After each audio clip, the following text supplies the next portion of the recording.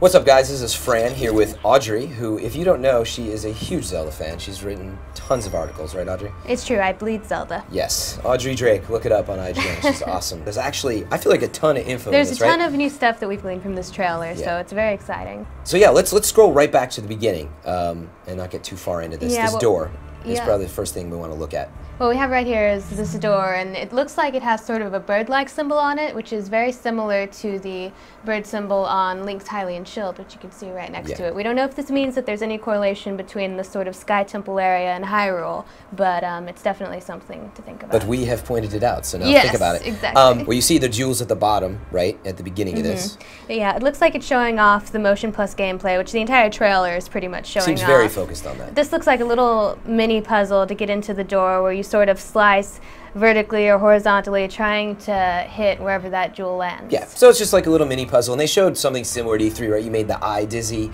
So they're really, like, this whole trailer, as we continue through it, you'll see they're like, this is how you use Motion Plus. So again, let's look at that spider. Yeah, if we can go back. This spider monster looks like a brand new one for the Zelda series. He's not a Skulltula because he doesn't have a skull on its back that we can see at least, but he's another one that's sort of showing off the new strategy with the Motion Plus. It looks like Link sort of knocks him back, you so he give him the back, sword uppercut right here. And then you just sort of smack him in his weak spot, which is his tummy jewel right there. His tummy jewel. I love that. Such an affectionate reference. That's why I love having you here. Yes. Oh, and here, if we'll go back just again, right there are more new enemies that it looks like in this particular dungeon they're showing here that the enemies seem to all be mechanical, and again they're showing off, slicing horizontally or vertically using the Motion Plus. Different, right? One was horizontal, one's vertical. This might be a good time to stop and look at the HUD, actually. Yeah. What do you see here? Yeah, well, the HUD is essentially the same as what we first saw with E3, but there are a couple of things to point out. In the top left, we see a little shield icon with a bar where the sort of magic and mana bar usually goes. Yeah. And we don't know what this means yet. We haven't seen it going up or down throughout the trailer. So. I do notice Link is completely broke, though. So it's true. It's true. So we don't know what that means yet, but it's definitely something that has never been in any of the and as we games. look through the trailer, you won't see him use the shield at all, but we wondered if it was shield health. I mean, maybe you can deteriorate. You can only take so many hits or something, but we don't know yet. And also, well, in the top right, we see an item that's been assigned to B. We don't know what it is. Looks like it could be a potion. I mean, who knows? Could be a potion, could be an item. We don't know. And then on the D-pad, we can see a little icon of what we sort of assume is that fairy sword girl from the very first image we saw of the game. She's going to be your Navi, basically. Assistant and help you out. And what, the theory, of course, is what that we're she eventually guessing turns into the Master Sword and helps you out. So we're guessing you can press down on the D-pad to get some tips from her.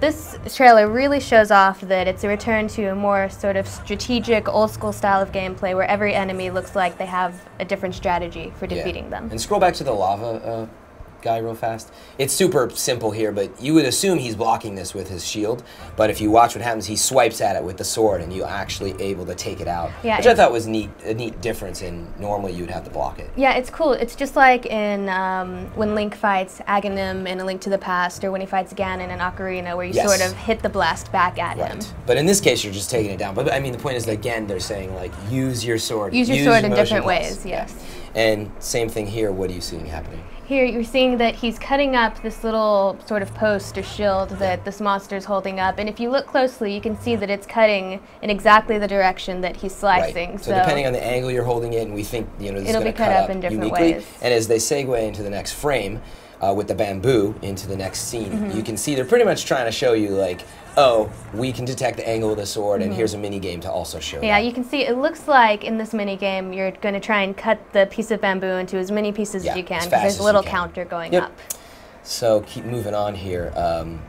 What do we see going on here? Here, it looks like Link is, you're going to tilt the Wiimote side to side to sort of guide him across this tightrope, and he'll engage with this enemy. Literally in Japanese on the bottom it says balance. So you're just balancing on this sort of obvious, but again, very cool to be using all the functionality. Yeah, there's all different kinds of ways they're using the Wii Motion Plus, which is cool.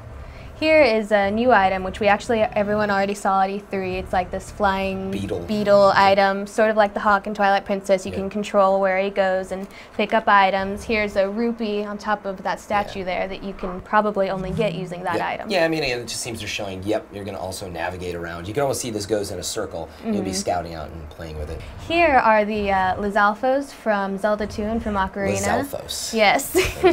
Lizard Stalfos, basically. What a clever name. And it's really interesting, actually. It looks like these guys have picked up a trick from Link from Ocarina. See if you'll stop right there. Yep. He's actually ducked down and put the shield above his head to block, just like young Link does. Yeah. This was really cool.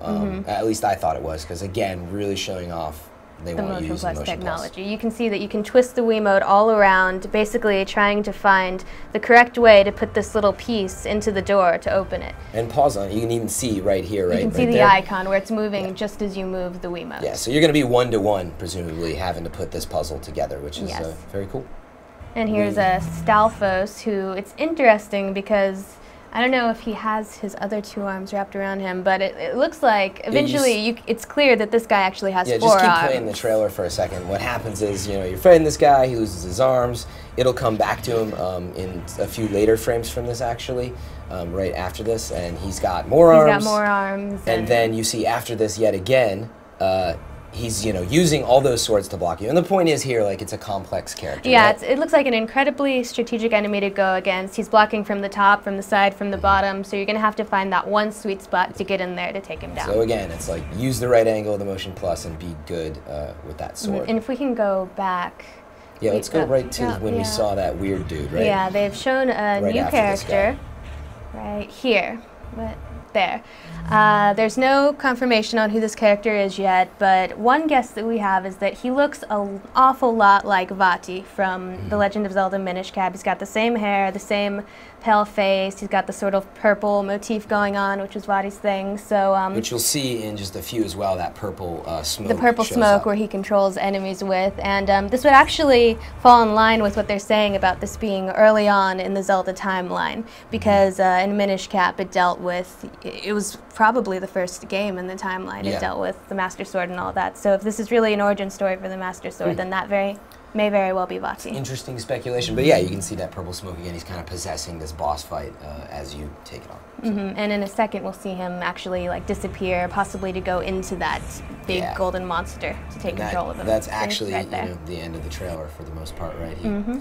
So yeah, that's the very end of the trailer, and I feel like we caught everything. If we didn't, guys, please leave comments, email us here at IGN, hit up Audrey on her My IGN, and tell us what you saw. Just let us know. Yes. But that's it. We're very excited by this new trailer. Yeah, I think you're going to have to wait till E3 to find out more, and we'll get our hands on it there, I think. And stay tuned to IGN for more.